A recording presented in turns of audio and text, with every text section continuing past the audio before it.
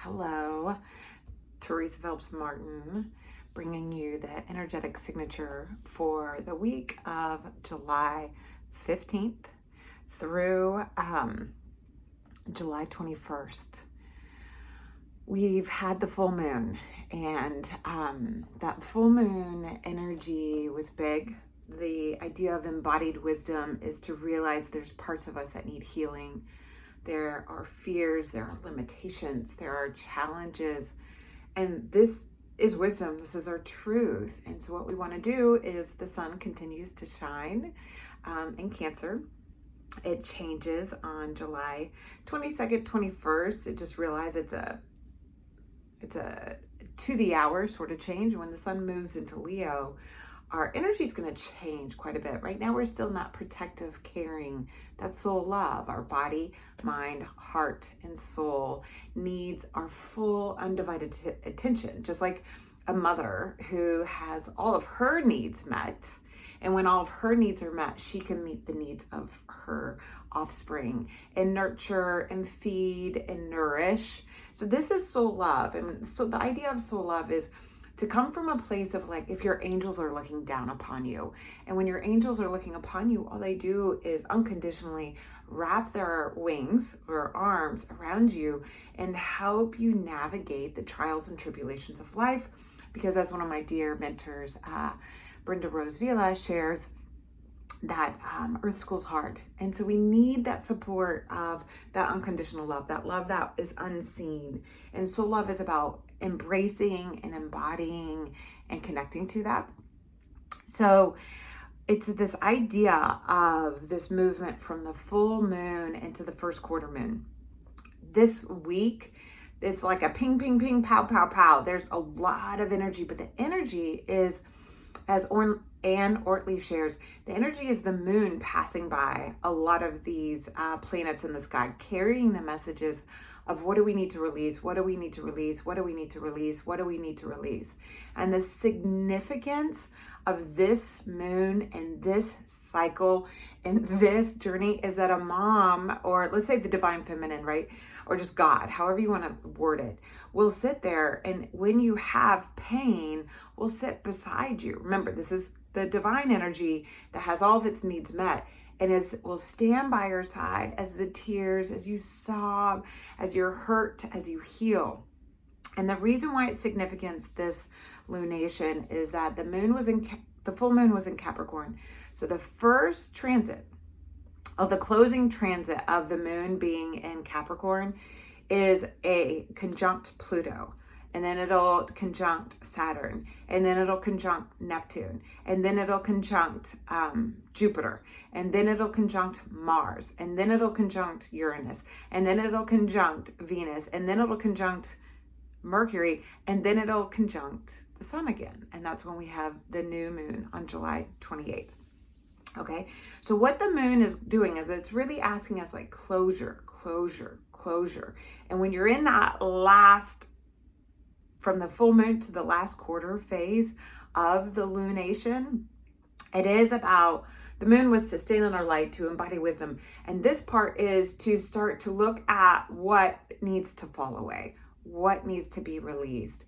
So like, let's look at it, this idea of having pain. Well, you kind of feel more pain as the pain is healing. And we're all healing these wounds, really the feminine, our relationship with the feminine.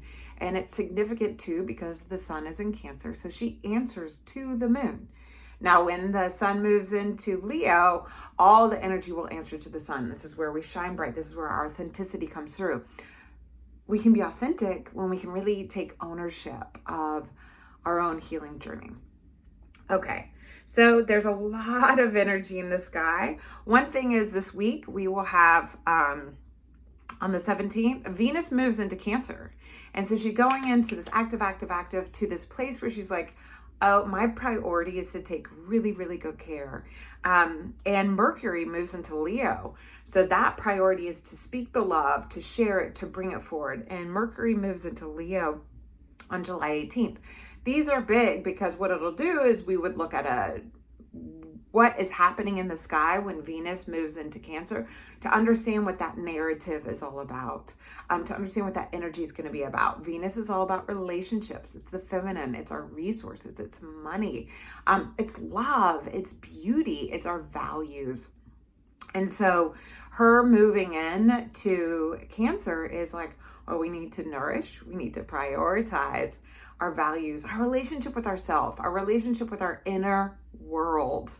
This is really Venus in Cancer.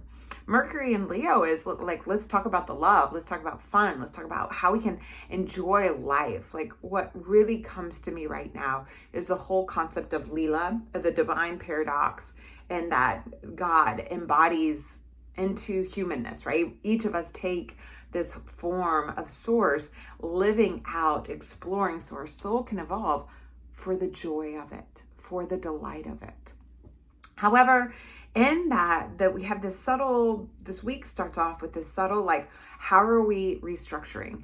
Stay curious about the transformation in the depth, in the deep structures of yourself, in the underworld, and listen to those subtleties. And as you listen to them, how can you then really recreate and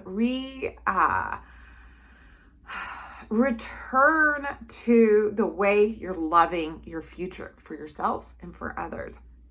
And from there, how are you having that conversation? How are you tending to the narrative of that future energy? And then Mercury will conjunct the sun. And what happens then is that the sun then overpowers. So the conversation this week, if you can remind yourself, the conversation needs to be strong. And how are you nurturing? What is the inner dialogue you're having with the deep essence of you that you're creating, that you're building, that you're structuring, so that you can give new life, that you can feed the needs of your deepest self, your soul.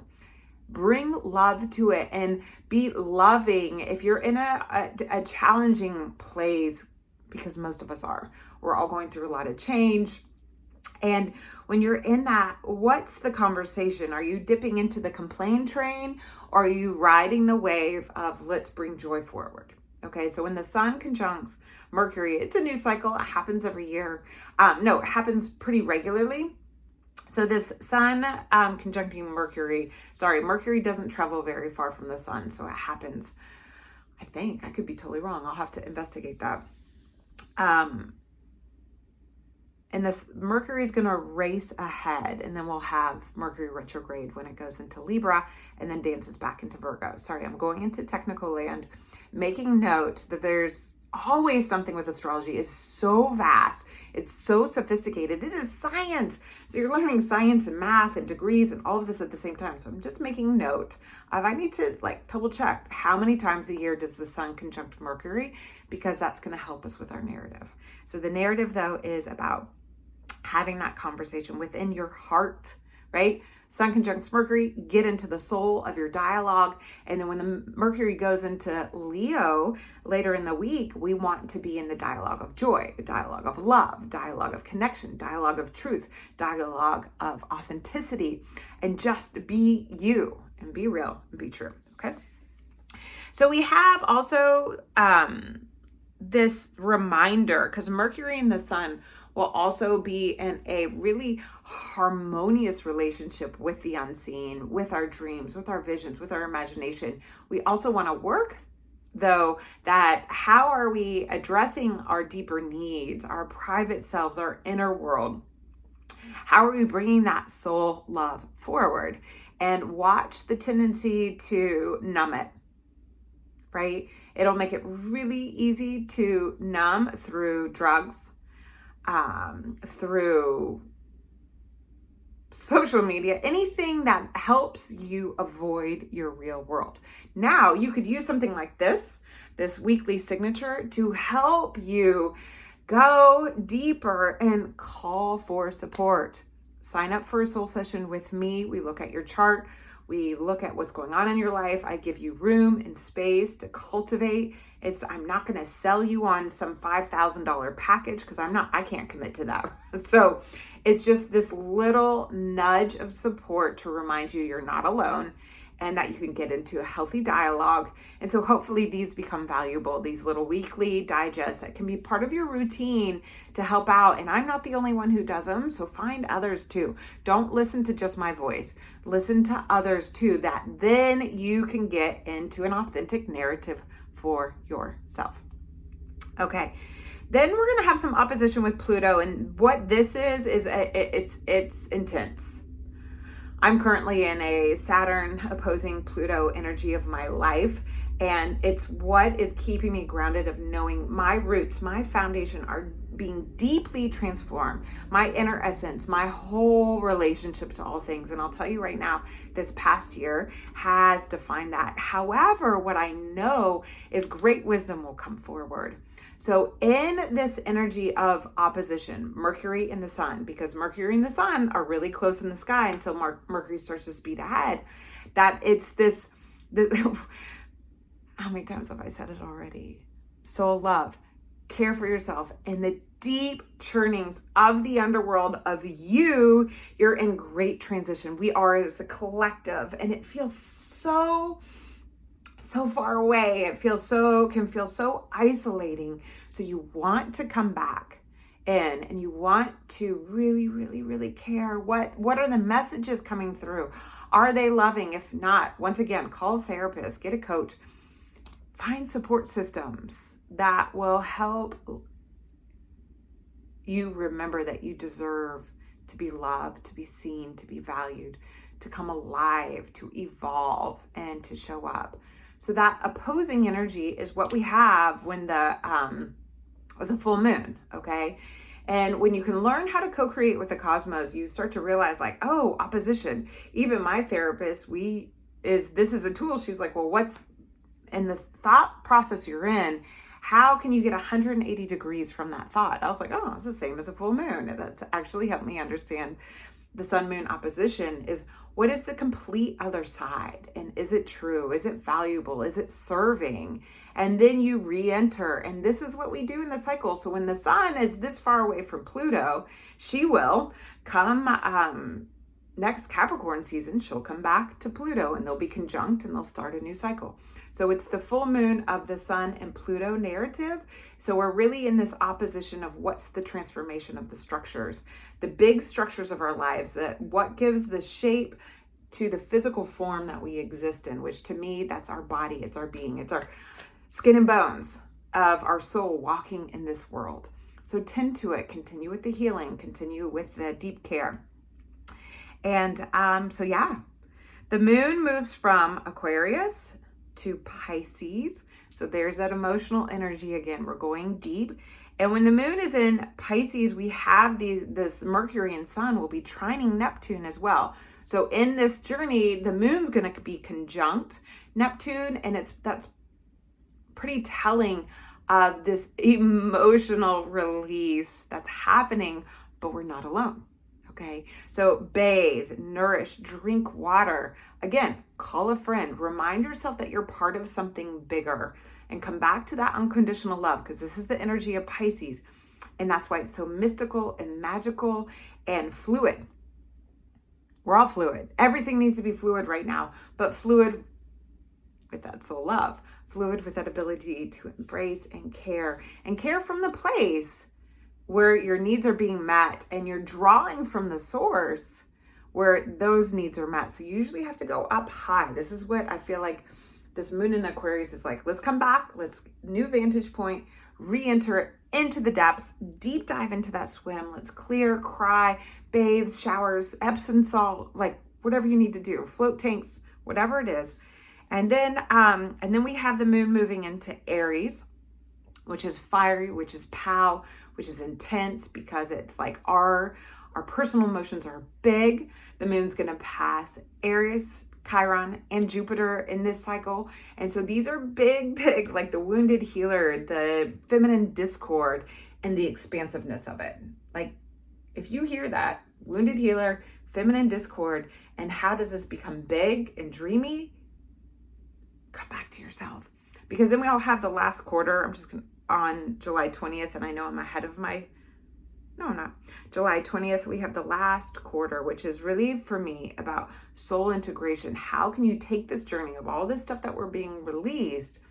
Because then there's a big shakeup that happens. There's just a lot of big energy coming at the end of the month. So look at what can you learn from this. My dad always said it, so I kind of don't like saying it.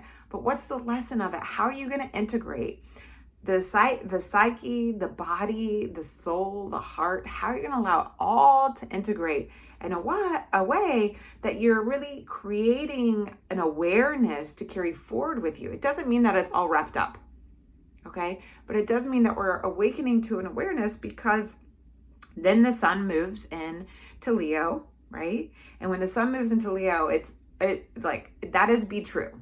Like everybody talks about, like, oh, Leo hair, lioness, everything.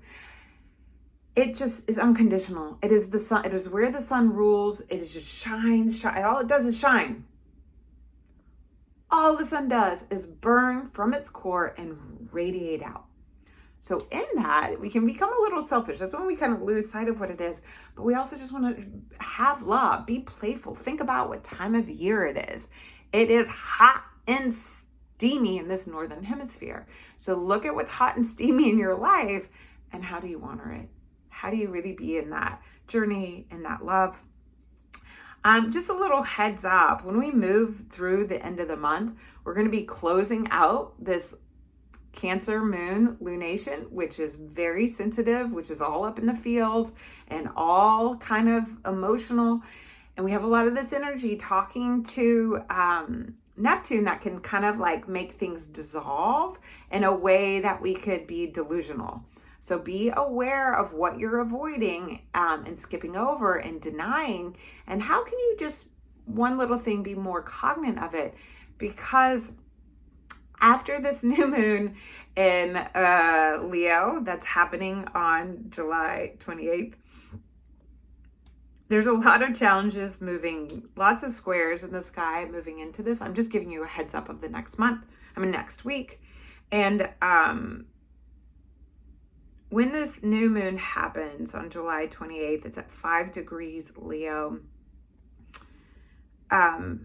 It kind of starts to activate the dialogue and the narrative around a bigger energy that happens at the end of the month and the beginning of August that all astrologers are talking about. It's a huge deal, which is the Uranus conjunct. Sorry, I'm trying to find that. I don't somehow... Yeah, on August 1st, there we go. Mars conjunct Uranus and Uranus conjunct the North Node. I will talk about that more, but just, it's a huge deal. It's going to kind of rock our foundation. This doesn't mean it's in a bad way, but the surprises are real. So as a friend shared that they are having to have surgery, and they've been on workman's comp, and they've got all kinds of things going on in their life right now, that somehow all of a sudden they took away the workman's comp. So she realized lots of things were changing in her relationship with her job, structures, what gives value, and is going to be having a pretty big surgery. And in that too, all of a sudden her job gave her another month of disability, and to get her medical orders and show if she's able to come back to work. So that is a real big surprise when you think it's all gone and you're finding your way through that. All of a sudden, so what do? You come to gratitude. The abundance is there. We're supported. I promise you, we are supported. And that's what this soul love is all about. What are the habits that you're initiating that can break ground and really allow the goodness of your soul to come forward, even though Earth School is hard? I hope this helps. Please let me know. Message me, text me, email me, put a comment, subscribe, like, however it is. And ask questions. I love questions. I love them. And that helps me understand what you're processing. So if you have a question about anything, if you want me to talk about something specific, then I will. And just be real, be true, be soulfully you. Really get into that soul love. It's not too late to just come up with what is soul love for you. And how can you nurture that pattern in your life? And how can you, this next week, integrate it so it is the seed of your energy moving forward? I will be with you next week, and I appreciate you.